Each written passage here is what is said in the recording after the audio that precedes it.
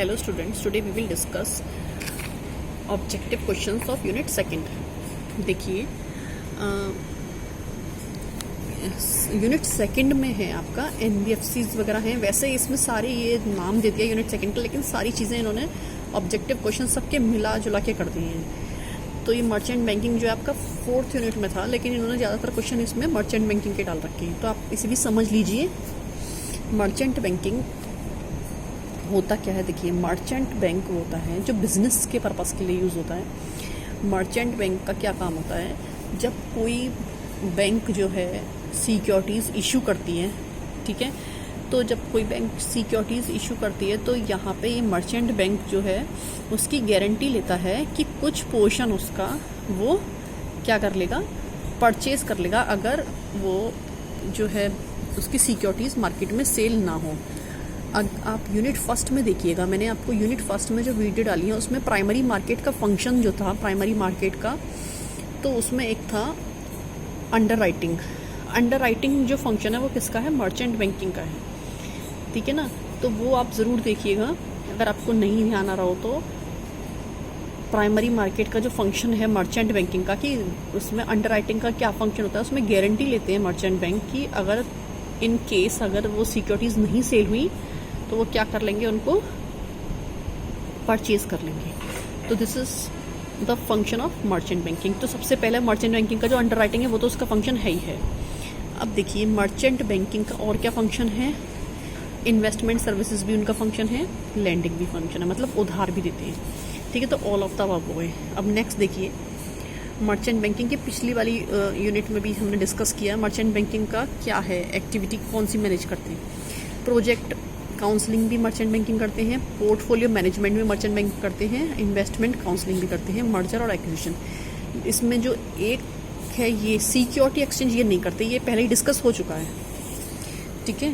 Third question इन्होंने नहीं दे रखा। फोर्थ में देखिए, formal merchant banking activity in India was originated, ये तो याद करना है आपको, 1969 में, ठीक है। नेक्स्ट देखिए, in India merchant banking activities was originated with the merchant banking division set up by, ये नाम है, ये भी आपको याद करना है, इन्होंने सेट किया था, ठीक है। State bank of India started merchant banking इन, देखिए ये बैंक्स भी, स्टेट बैंक हुई और ICICI बैंक हुई, ये भी मर्चेंट बैंकिंग का फंक्शन करते हैं। तो कब से इन्होंने स्टार्ट किया, ये ईयर दे रखी है, ये आपको याद करना है, इसमें कोई कुछ समझाने वाली बात नहीं है, ठीक है। तो ये मर्चेंट बैंकिंग इस एक तरीके की एक्टिविटी है जो कि बिजनेस से रिलेटेड है, वो बैंक्स ने ही इस काम को फिर स्टार्ट कर दिया।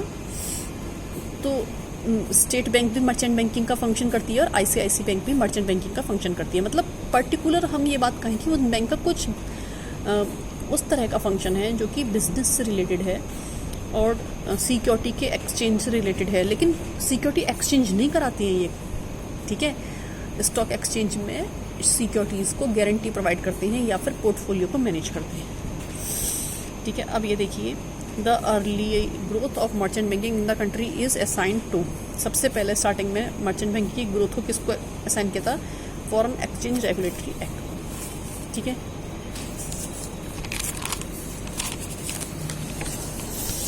नेक्स्ट देखिए, developmental activities of merchant banking. Developmental activities क्या है? Sources of fund for ever,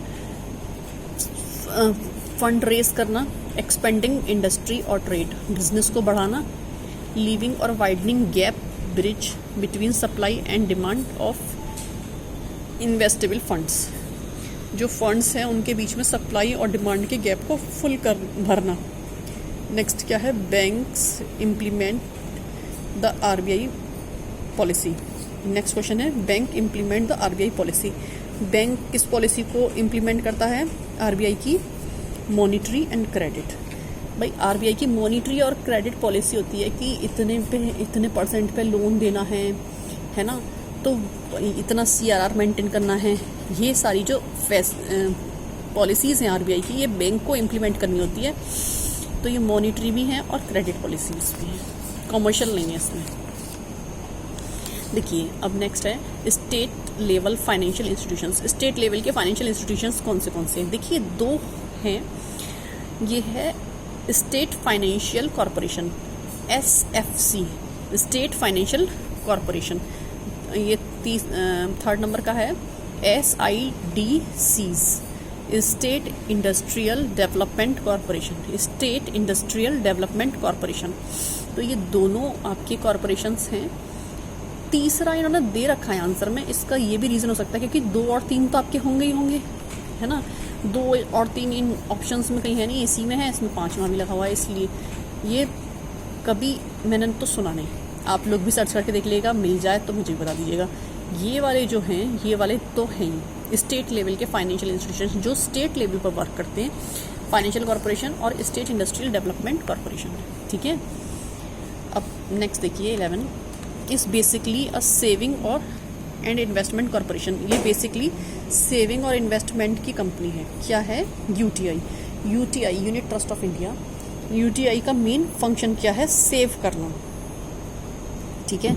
तो मतलब ऐसा नहीं है, लोन भी प्रोवाइड करती है, लेकिन मेन सबसे ज़्यादा इंपॉर्टेंट जो है वो सेव करना है। 12 क्वेश्चन देखिएगा। Secondary market in treasury bill requires involvement of.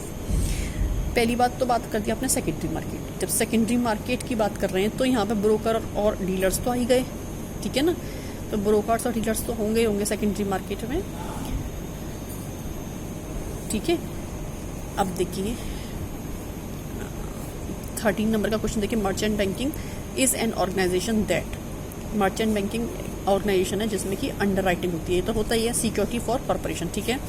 Advice करता है क्लाइंट को फॉर मर्जर करने के लिए, अगर चाहे कंपनीज तो इनसे एडवाइस ले सकते हैं। Involved in ownership of commercial ventures के ओनरशिप में, मतलब जैसे कोई ओनरशिप में मतलब वही कि मर्जर एक्विजिशन या फिर कोई नई सिक्योरिटीज इशू करना चाह रहे हैं तो वहाँ पे ओनरशिप के वेंचर्स में कॉर्पोरेट करता है, ठीक है। अभी नेक्स्ट देखते हैं issue management is an important function of. Issue management मतलब कि स्टॉक एक्सचेंज को मैनेज करना है। मैनेज कैसे करेंगे? मतलब क्या करना है आपको? रेज करना। इशू मैनेजमेंट का मतलब क्या है कि आपको जो बैंक के मैनेजमेंट के जो प्राइमरी शेयर्स हैं उनको रेज करना है, ठीक है। इशू मैनेजमेंट का मतलब है कि उनको रेज करना है। Is an important function of merchant bankers और लीड मैनेजर्स।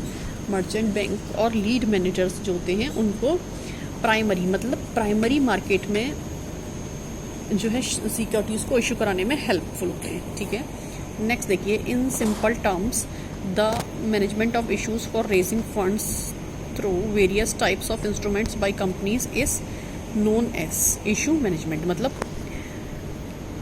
जो आपको प्राइमरी सिक्योरिटीज़ को सबसे पहले मार्केट में इशू करते हैं उसको बोलते हैं इशू मैनेजमेंट। 15-16 रिलेटेड क्वेश्चंस हैं। अब देखिए next 17 companies raise funds for the purpose of. Companies जो है रेज कर सकती है फंड को किस किस लिए? फाइनेंसिंग न्यू प्रोजेक्ट को बनाने के लिए, एक्सपेंशन ऑफ एग्जिस्टिंग यूनिट्स को बढ़ाने के लिए, modernisation and diversification of existing units, ठीक है। जो भी एग्जिस्टिंग यूनिट्स हैं उनको बढ़ाने के लिए, और long term resources for capital working capital purpose, ठीक है। उन जो लॉन्ग टर्म रिसोर्सेज हैं उनके वर्किंग कैपिटल पर्पस के लिए भी, ठीक है ना। नेक्स्ट है 18 categories of securities issue.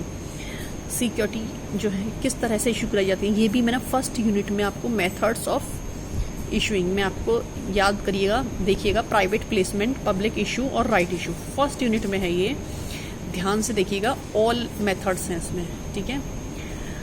Question number 19 उनको वीडियो को भी बहुत अच्छे से समझ लीजिए, सुन लीजिए, क्योंकि वो जो छोटे छोटे कॉन्सेप्ट्स हैं उनसे भी क्वेश्चन बन सकते हैं। आप ये सोचो कि उनको ध्यान नहीं दोगे, इग्नोर कर दोगे, तो ये कोई फ़ायदा नहीं है।